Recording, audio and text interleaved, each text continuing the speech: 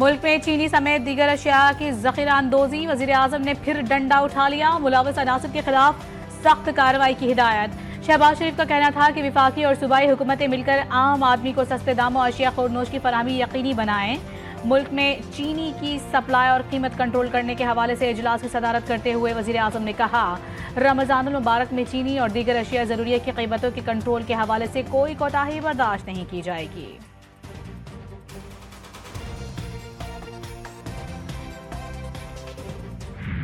$7 अरब के bail out package, अगली किस्त के हसूल के लिए पाकिस्तान की तैयारियां मुकम्मल।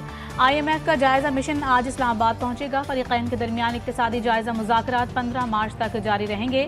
पहले मरहले में तकनीकी और दूसरे में पॉलिसी सतह पर बातचीत होगी। वजारत खजाना, तवानाई, मनसूबाबंदी, स्टेट बैंक हुक्काम से मुलाकात भी शेड्यूल। वक्त आइंदा माली साल के बजट के लिए तजावीज़ भी देगा।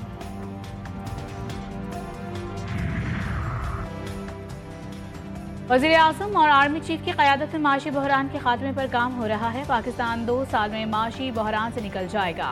मुस्लिम लीग नून के रहनुमा राना सनाउल्लाह का दावा, बोले अगर दोबारा कोई 12 अक्टूबर मुसल्लत नहीं हुआ तो पाकिस्तान का माशी बहरान खत्म हो जाएगा। मुखालिफिन को कारकर्दगी के खिलाफ कोई नुक्ता नहीं मिलता तो सरकारी इश्तिहारात को इशू बनाने की कोशिश करते हैं।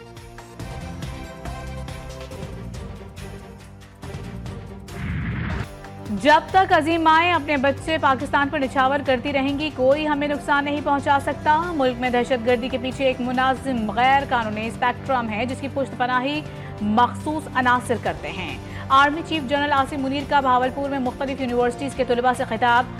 ISPR के मुताबिक सिपाह सालार का कहना था कि हमें कभी अपने अक़ीदे असलाफ और माशरती इक़दार को नहीं भूलना चाहिए। पाकिस्तान एक अनमोल तोहफा है, अल्लाह ने इसे बहुत सी नेमतों से नवाजा है।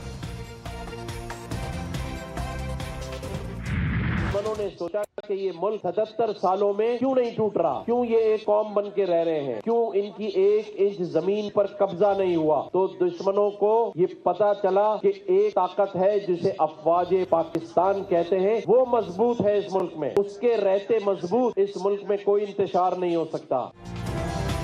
गवर्नर सिंध की कौम से पाक अफवाज के लिए दुआ की अपील। गवर्नर हाउस में इफ्तार के बाद गुफ्तगू में कामरान टेसूरी ने कहा कि पाक अफवाज सरहदों पर दहशतगर्दों से लड़ रही है, कौमी इत्तेहाद का मुजाहिरा करें और सरहदों पर हमारा दिफा करने वाली अफवाज पाकिस्तान के लिए दुआ करें। उनका मजीद कहना था कि हम अपनी अफवाज के साथ डट कर खड़े हैं।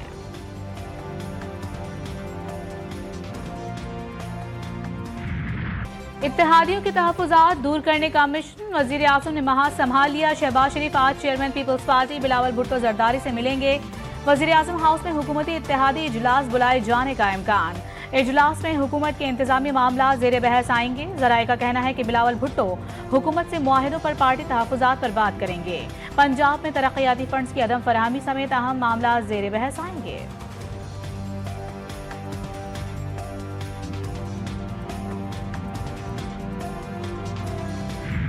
एमक्यूएम को पहले अपने भाव का मालूम हो जाना चाहिए। बेचारे वो बिल्कुल फारिग हैं और मैं जो बात कहता हूँ वो आज शायद खालिद मकबूल साहब ने भी इशारों तनाई में मान लिया कि जो एमक्यूएम है वो पीएसपी माफिया के कब्जे में है। जो इनके कन्वीनर हैं, मैं हमेशा तो कहता हूँ बेबस बेचारे कन्वीनर हैं। तो जहाँ कन्वीनर बेबस हो, पार्टी किसी और के दर्जे में हो, वो हमें पता नहीं क्या भाव दिखाएंगे, लेकिन इस वक्त उनकी अपनी सूरत बहुत खस्ता है। पीपल्स पार्टी ने खालिद मकबूल सिद्दीकी को बेबस सरबराह करार दे दिया। कराची में मीडिया से गुफ्तगू में वजीर बल्दियात सिंध सईद गनी ने कहा कि एमक्यूएम की कोई हैसियत नहीं। एमक्यूएम पीएसपी माफिया के निर्गे में है, उनके अपने इख्तलाफात हैं। तजावुजात को रोजगार से जस्टिफाई नहीं करना चाहिए। सड़कों से तजावुजात खत्म करनी है। सड़कों पर ट्रैफिक जाम होता है तो लोग हमें बुरा कहते हैं।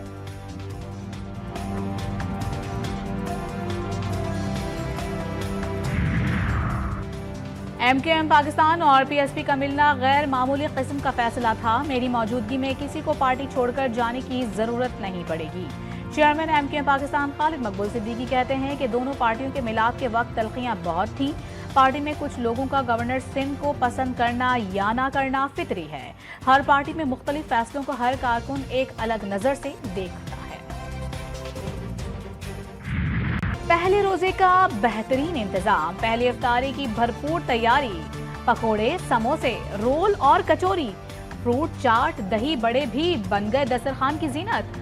मुख्तलिफ फूड स्ट्रीट्स पर लगे स्टॉल्स पर रोजादारों का रश। मीठे दही बड़े, गोलगप्पों पर शहरियों ने किए हाथ साफ। तरह तरह के मशरूबात और ठंडे पानी से प्यास बुझाई। इफ्तार और नमाज के बाद शहरी खानों के लिए कर लिया मुख्तलिफ होटल्स और पकवान सेंटर्स का रुख। किसी ने बिरयानी खाई तो किसी ने निहारी उड़ाई, कहीं पुलाव से भूख मिटाई।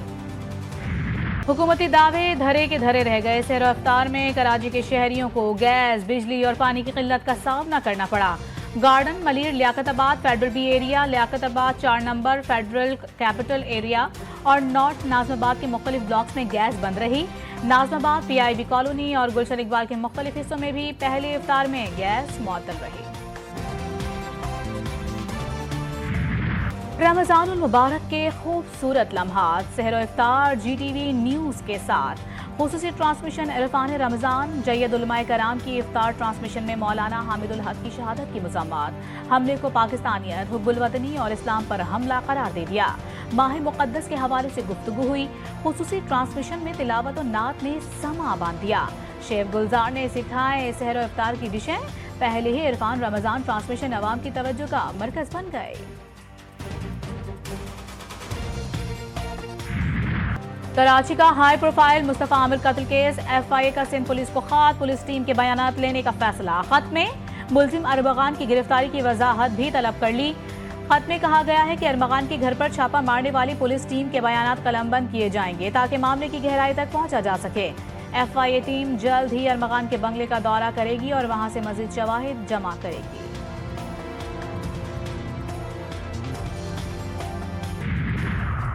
कराची के इलाके महमूदाबाद 4 नंबर में कबाड़ के गोदाम में आग भड़क उठी। फायर ब्रिगेड की 2 गाड़ियों ने मौके पर पहुंचकर आग पर काबू पाया। आग लगने की वजह मालूम ना हो सकी। वाकये में कोई जानी नुकसान नहीं हुआ। कराची में चोरी की अनोखी वारदात। मुलजिमान दिन दिहाड़े 2.5 लाख रुपए ले उड़े। राशिद मिन्हास रोड पर मोबाइल मार्केट में एक चोर ने आटे से भरा शॉपर फर्श पर गिराकर सबका ध्यान बटाया। चोर का साथी उस दौरान दुकान से 2.5 लाख रुपए ले उड़ा। वाकई की CCTV फुटेज मंजर आम पर आ गई। 3 मार्च 2016 पाकिस्तानी तारीख का एक और यादगार दिन। पाकिस्तान ने भारतीय खुफिया एजेंसी रॉ के एजेंट कुलभूषण यादव को बलूचिस्तान के इलाके मुश्किल से गिरफ्तार करके एक बड़ी कामयाबी हासिल की। यह मुल्क की सिक्योरिटी के लिए एक संगे मील था। आलमी सतह पर भारतीय मदाखलत के खिलाफ एक मजबूत पैगाम। कुलभूषण यादव की गिरफ्तारी ने साबित कर दिया कि पाकिस्तान अपने कौमी मफादात का भरपूर दिफा करेगा। जंगबंदी मुआहदे के पहले मरहले की डेडलाइन खत्म। जंगी जुनून में मुब्तला सहूनी हुकूमत की फिर बर्बरियत शुरू। शुमाली गाजा में इजरायली ड्रोन हमला और खान यूनुस के नजदीक इजरायली टैंकों की गोलाबारी से 5 फलस्तीनी शहीद। इजराइल अमरीकी तजवीज़ पर पहले मरहले में तोसी पर मजबूर। तमाम यरगमाली की रिहाई का मुतालबा।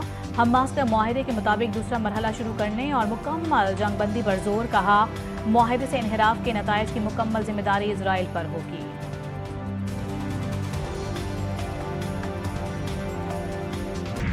बरतानी वजीर आजम यूक्रेनी सदर की हिमायत में खुलकर सामने आ गए। ज़ेलेंस्की ने इजहार यकजहती के लिए बरतानिया में यूरोपीय रहनुमाओं का इजलास हुआ। सर कीर स्टारमर ने खिताब करते हुए कहा कि यूक्रेन के लिए अच्छे नताइज हासिल करना सिर्फ सही और गलत का मामला नहीं, यूरोप को यूक्रेन की सलामती के लिए दिफाई कोशिशें बढ़ाना होंगी। अच्छे नताइज तमाम यूरोपीय अक़वाम और दूसरे लोगों की सलामती के लिए भी ज़रूरी हैं। ICC चैंपियंस ट्रॉफी का आखिरी ग्रुप मैच। न्यूजीलैंड की शिकस्त। इंडिया ग्रुप में नाकाबिल शिकस्त। 250 रन हदफ के ताक़ुब में न्यूजीलैंड की टीम 205 रन पर ढेर। कैन विलियमसन ने 81 रन की इनिंग खेली। भारत के वरुण चक्रवर्ती ने 5 विकेटें हासिल की। भारत ने पहले खेलते हुए 9 विकेटों के नुकसान पर 249 रन स्कोर किए। श्रेयस अय्यर 79, हार्दिक पांड्या 45 और अक्षर पटेल ने 42 रन बनाकर नुमाया रहे। शौहर के आउट होने पर बीवी हैरान। चैंपियंस ट्रॉफी के मैच के दौरान न्यूजीलैंड के फिलिप्स ने भारत की विराट कोहली का शानदार कैच पकड़ा। शौहर के आउट होने पर अनुष्का शर्मा ने सर पर हाथ रख लिया। दुनिया क्रिकेट के खतरनाक फील्डर्स में शामिल ग्लेन फिलिप्स ने राउंड मैच में मोहम्मद रिजवान का भी इंतहाई नाकाबिल यकीन कैच पकड़कर हर किसी को हैरान कर दिया था। आईसीसी चैंपियंस ट्रॉफी 2025 सेमीफाइनल में कौन किसके मद्दे मुकाबले आएगा, फैसला होगा। 4 मार्च को ऑस्ट्रेलिया और भारत की टीमें दुबई में मद्दे मुकाबले आएंगी। 5 मार्च को साउथ अफ्रीका का टाकरा लाहौर में न्यूजीलैंड से होगा। इवेंट का फाइनल 9 मार्च को खेला जाएगा। कराची वाले हो जाएं होशियार, हवाओं की बढ़ने वाली है रफ्तार। शहर कायद में हवाओं की रफ्तार 50 किलोमीटर फी घंटे तक पहुंचने की पेशगोई। महकमे मौसमियात के मुताबिक मुल्क में आज से बतदरीज दाखिल होने वाले मगरिबी सिलसिले के असरात कराची पर नमूदार होना शुरू हो गए हैं। शहर में हवाओं की रफ्तार में इजाफा रिकॉर्ड किया गया। मुख्तलिफ इलाकों में हवा की रफ्तार 30 किलोमीटर फी घंटा रिकॉर्ड हुई।